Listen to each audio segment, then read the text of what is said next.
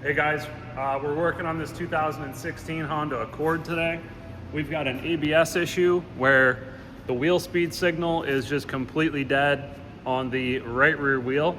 So we've gone through and diagnosed what we think is the wheel bearing, and we've got a replacement wheel bearing. This is a bolt-in unit, and the tone ring is actually, we believe, underneath of this cap that's here. So let's get right into it. First thing we got to do, jack the vehicle up, and then we're going to take the wheel off so that we can access the brakes. They should be 19mm wheel nuts. How do we go about diagnosing that wheel bearing? So there's a couple ways you can do it, but we use a bidirectional scan tool, and then we just pull up a graph and see, make sure, okay, you can see that the wheel speed signal is absolutely dead. It's not doing anything.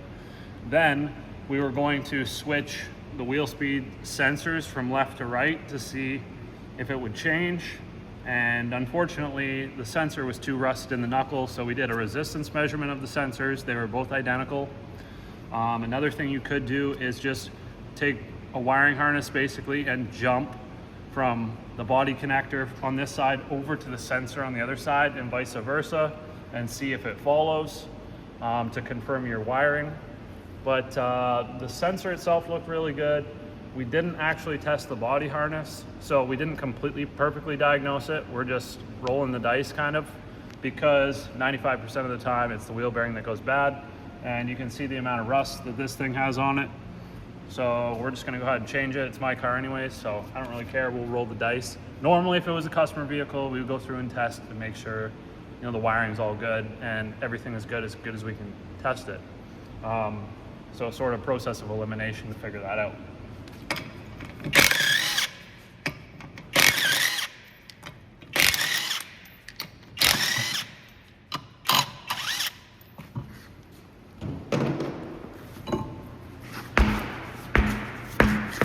Okay guys, to get this off, we're just gonna remove the caliper followed by the bracket.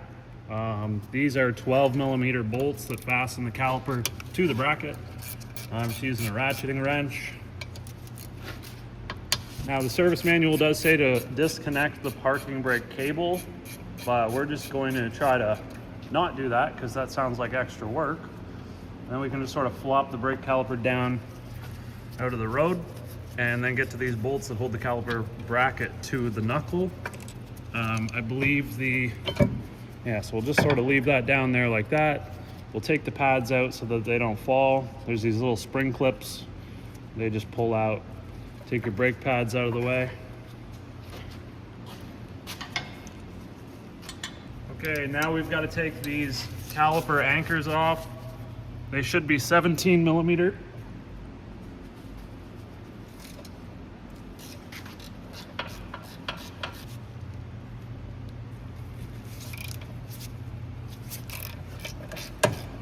All right, once you get those two 17mm bolts out, we just set that aside. And then we've got to take the disc off. Now to do this, you could use, I'm gonna use a number 2 Phillips. I guess these are a JIS screw, but I always just use a number 3 Phillips, I've got an impact driver here. So impact driver with a bit, number 3 Phillips. If you don't know what this impact driver is, basically you hit it with the hammer and it shoves the bit in and turns at the same time to minimize the amount of damage to the screw. Works really good. And then we just got to take the screw out. Now there may be 2 screws on yours. I'm gonna guess from the factory there's 2 screws, but there's 1 missing in this case. But you got to take both of them out if yours has 2. And then you should be able to just take this disc off, and we're going to set that aside. This is the hub bearing assembly you can see here. And there's gonna be 4 bolts that bolt that to the knuckle located on the backside. Okay, so now we've got to remove these 4 17mm bolts that hold the hub to the knuckle. So just get in there and take those out.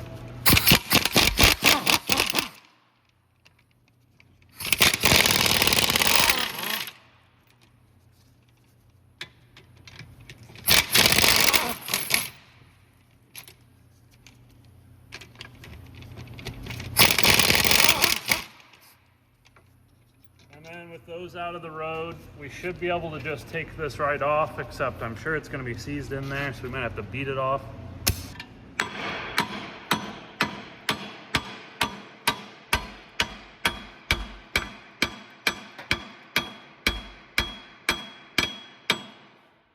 All right, so you can see it's severely corroded in place, and the backing plate actually sort of stops you from being able to hit anywhere except for here.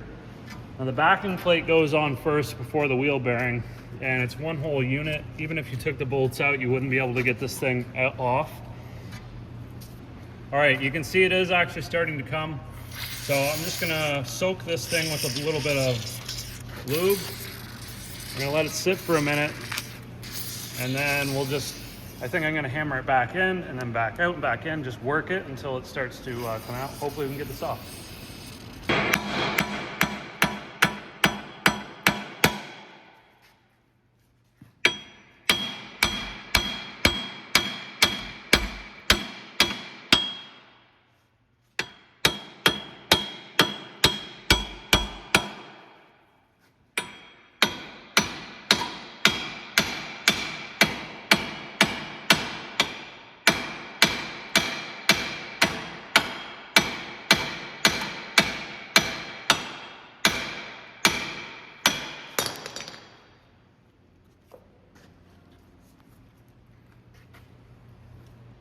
All right, so you can see all the corrosion that's built up in there. That's pretty nasty.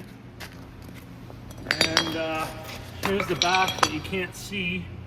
So I'm guessing, yeah, it looks like it's been compromised in there.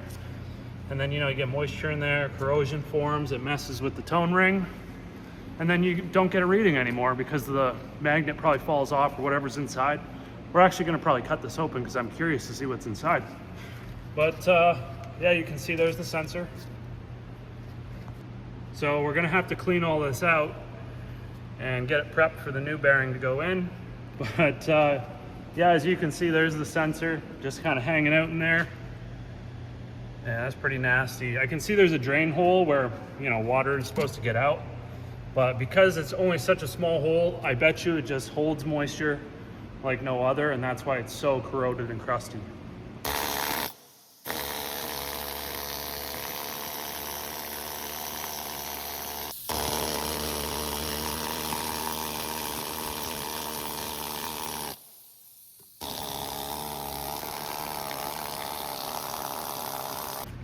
All right, so for the most part, I used the needle descaler and knocked all the corrosion off. And then I was careful not to get near that sensor because it is plastic and we don't want to break it.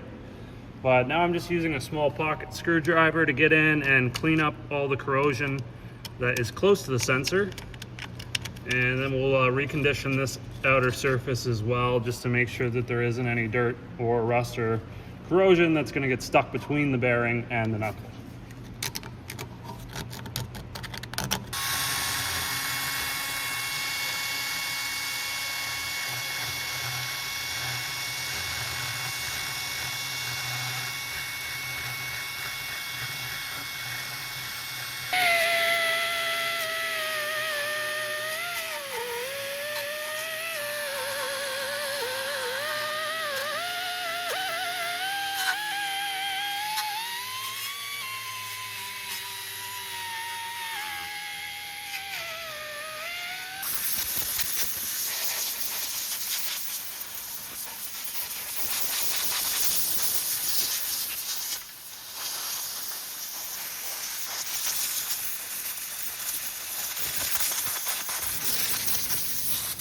All right, stick around to the end of the video and we're gonna take this apart and see what it looks like inside and why it failed. But anyways, let's continue. We've got our new bearing and it looks like it's completely symmetrical all the way around. So there's no specific way that it needs to go in by the looks of things. We just make sure nothing gets stuck in behind there and carefully just set this in. Make sure that it sits in there flush, and we'll just hand start all the fasteners. Now you could spray something in behind there to try to keep it from corroding again, but I feel like it's just kind of doomed regardless. It should last a long time without spraying anything on it, but that's completely up to you. You're just gonna hand start all these and then we'll torque them down. All right, so for the 4 17mm hub bolts, we're gonna torque those down to 72 foot-pounds.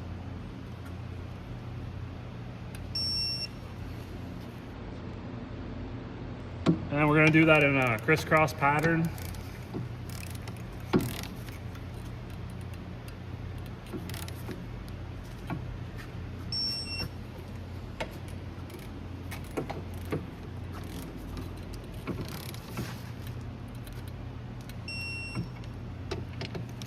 I'm going to do 2 passes just to ensure that everything is torqued down and settled.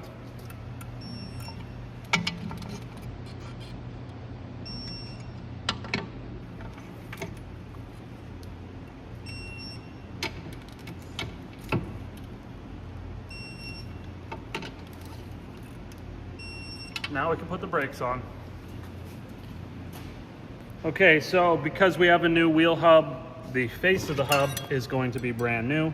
You can see all this rust, how there's these holes here, and you get rust scale that builds up on there. So make sure that you clean this surface off nice and clean and that there isn't any rust or anything that's gonna get stuck between the disc and the face of the hub.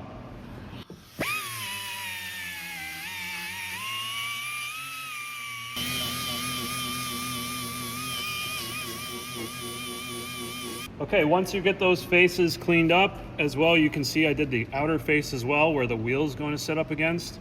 Very important. We just need to line the holes up. You can see the tapered seat for our set screw. We just line that up with whichever stud matches the holes. And then we just put our screw in there and get that started.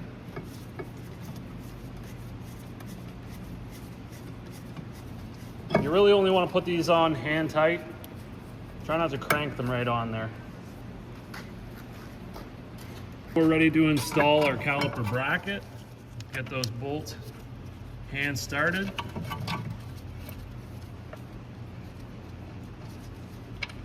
We're gonna torque those down to 80 foot-pounds.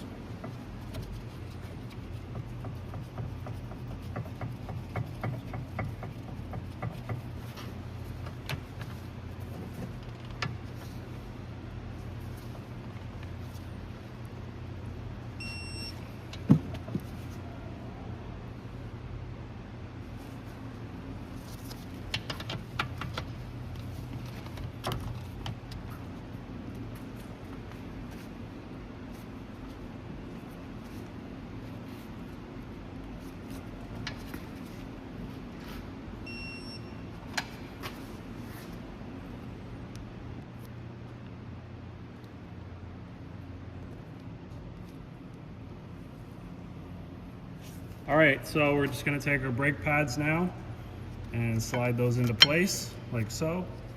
And the one that's got the squealer tab, we always put that on the inside surface. Then we're gonna take our springs, stick them in the holes. And you just wanna watch that your brake pads don't fly out of there. So you kinda just wanna like hold them. And then while holding, you just take your brake caliper, get that in place, and we'll get those bolts started. All right, guys, so one thing I'm just gonna tell you here is, you see this X that's in the caliper piston? You wanna make sure that the line is like vertical and horizontal and not in an X position. And the reason for that is these brake pads, they have a little nub that's on them, and that nub sits in that groove. So if you have this in the X position and not the plus position, then it will not sit in the groove and you won't be able to get the caliper on right.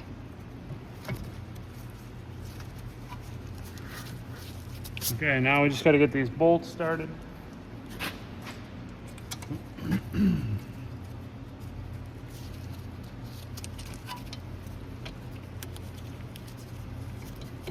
Okay guys, we're going to be torquing these caliper bolts, the 12mm ones, down to 17 foot-pounds.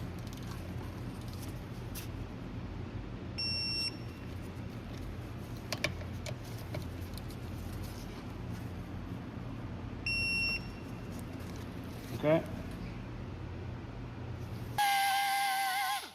Make sure you clean the back of the wheel as well. All right, now we're ready to install the wheel. And we just get these wheel nuts all started here.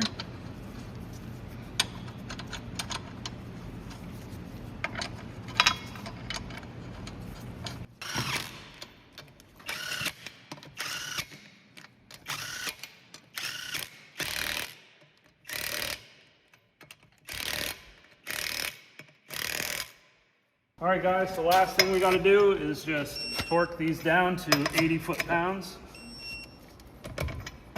And we do that in a 5-star pattern.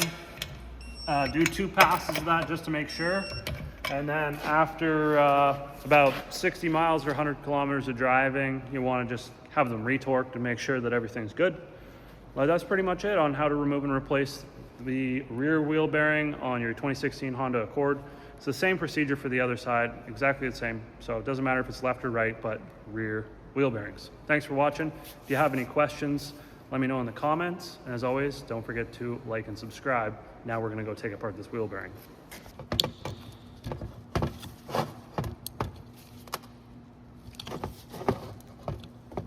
All right, there's the inside after I popped that cap off. And as you can see, the center was all pressed in from the pressure of the corrosion building up. It just pushed it into the center. You can see all the little pieces of magnet here that are just completely gone. And the magnet would be glued to this disc, which is attached to the actual hub. And yeah, it's just completely gone. So the sensor does read through this tin backing plate or whatever metal it is, must be non-ferrous.